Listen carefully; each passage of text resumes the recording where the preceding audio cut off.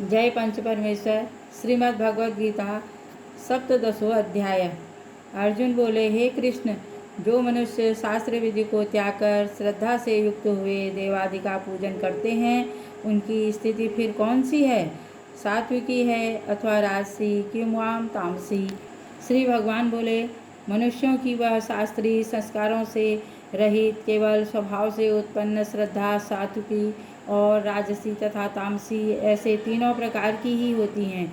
इसको तू मुझसे सुन। हे भारत, सभी मनुष्यों को श्रद्धा उनके अंतःकरण के अनुरूप होती है। यह पुरुष श्रद्धामय है, इसलिए जो पुरुष जैसी श्रद्धा वाला है वह स्वयं भी वही है। सात्विक पुरुष देवों को पूजते हैं, राजस पुरुष यक्ष और राक्षसों को तथा अन्य जो तामस मनुष्य हैं वे प्रेत और भूतगणों को पूजते हैं।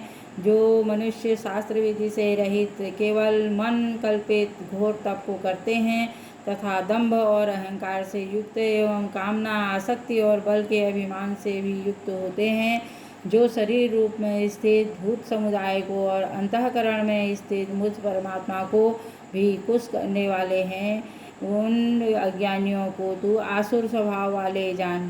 भोजन भी सबको अपनी अपनी प्रकृति के अनुसार तीन प्रकार का प्रिय होता है, और वैसे ही यज्ञ तप और दान भी तीन प्रकार के होते हैं। इनके इस पृथक पृथक भेद को तू मुझसे सुन। आयु, बुद्धि, बल, आरोग्य, सुख और प्रीति को बढ़ाने वाले, रसयुक्त, चिकने तथा स्थिर रहने वाले तथा स्वभाव से ही मन को प्रिय ऐसे आहार और भोजन करने के पदार्थ सात्विक पुरुष को प्रिय होते हैं।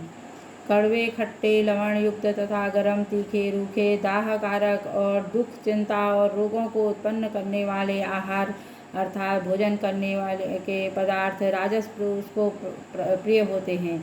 जो भोजन अथवा रस रहित, दुर्गंध युक्त, बासी और उत्कृष्ट है तथा जो अपवित्र भी है, वह भोजन तामस पुरुषों को प्रिय होता है। जो शास्त्र विधि से नियत यज्ञ करना ही कर्तव्य है, इस प्रकार मन को समाधान करके फल न चाहने वाले पुरुषों द्वारा किया जाता है, वह सात्विक है।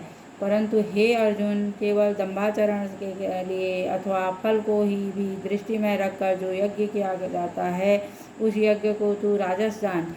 शास्त्र विधि से हीन, अन्नदाता से रहित, बिना मंत्रों के, बिना दक्षिणा के और बिना श्रद्धा के जाने वाले यज्ञ को तामस यज्ञ कहते हैं।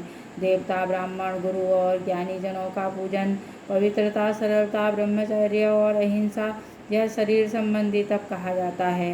जो उद्वेग न करने वाला, प्रिय और हितकारी एवं यथार्थ भाषण है तथा जो वेद शास्त्रों के पठन का एवं परमेश्वर के नाम जप का अभ्यास है, वही वाणी संबंधी तप कहा जाता है। मन की प्रसन्नता, शांत स्वभाव, भगवत चिंतन करने का स्वभाव, मन का निग्रह और अंतःकरण के भावों की भली भांति पवित्रता, इस प्रकार यह मन संबंधी तप कहा जाता है। फल को न चाहने वाले योगी पुरुषों द्वारा परम श्रद्धा से किए हुए उस पूर्वोक्त तीन प्रकार के तप को सात्विक कहते हैं। जो तप सत्कार, मान और पूजा के लिए तथा अन्य किसी स्वार्थ के लिए भी स्वभाव से या पाखंड से किया जाता है, वह अनिश्चित एवं क्षणिक फल वाला तप कहा जाता है, राजस कहा जाता है। जो तप मूढ़तापूर्वक हठ से मन, वाणी और शरीर की पीड़ा से के रहित सहित अथवा दूसरे का अनिष्ट करने के लिए किया जाता है, वह तप तामस कहा जाता है। दान देना ही कर्तव्य है, ऐसे भाव से जो दान देश तथा काल और पात्र के प्राप्त होने पर उपकार न करने वाले के प्रति दिया जाता है, वह दान सात्विक कहा गया है। किंतु जो दान क्लेशपूर्वक तथा प्रत्युपकार के प्रयोजन से अथवा फल की दृष्टि में रखकर कर दिया जाता है, वह दान राजस कहा जाता है। जो दान बिना सत्कार के अथवा तिरस्कार पूर्वक अयोग्य देश काल में और कुपात्र के प्रति दिया जाता है, वह दान तामस कहा गया है। ओम तत्सत। ऐसे यह तीन प्रकार का सच्चिदानंद घन ब्रह्म का नाम कहा गया है। उसी के सृष्टि के आदिकाल में ब्राह्मण और वेद तथा यज्ञादि रचे गए हैं। इसलिए वेद मंत्रों का उच्चारण करने वाले श्रेष्ठ पुरुषों की शास्त्र विधि से नियत यज्ञ, दान और तप तीन क्रियाएं सदा ओम इस परमात्मा के नाम को उच्चारण करके ही आरंभ होती हैं। तत् अर्थात तत् नाम से कहे जाने वाले परमात्मा का ही यह सब है। इस भाव से फल को न चाहकर नाना प्रकार के यज्ञ तप रूप क्रियाएं और दान रूप क्रियाएं कल्याण की इच्छा वाले पुरुषों द्वारा की जाती हैं। सत इस प्रकार यह परमात्मा का नाम सत्य भाव में और श्रेष्ठ भाव में प्रयोग किया जाता है तथा हे पार्थ उत्तम कर्म में भी सत शब्द का प्रयोग किया जाता है तथा यज्ञ तप और दान में जो स्थिति है वह भी सत्य है। इस प्रकार कही जाती हैं और इस परमात्मा के लिए किया हुआ कर्म निश्चय पूर्वक सत ऐसे कहा जाता है।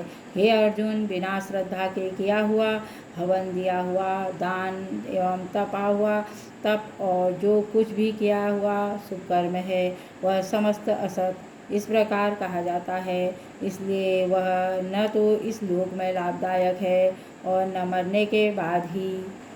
श्रीमद् भगवद गीता सप्तदशो अध्याय तत्सत। अगर मेरे द्वारा पढ़ी हुई श्रीमद् भगवद गीता आप लोगों को सुनने में अच्छी लगी तो लाइक कीजिए, शेयर कीजिए, सब्सक्राइब कीजिए। धन्यवाद।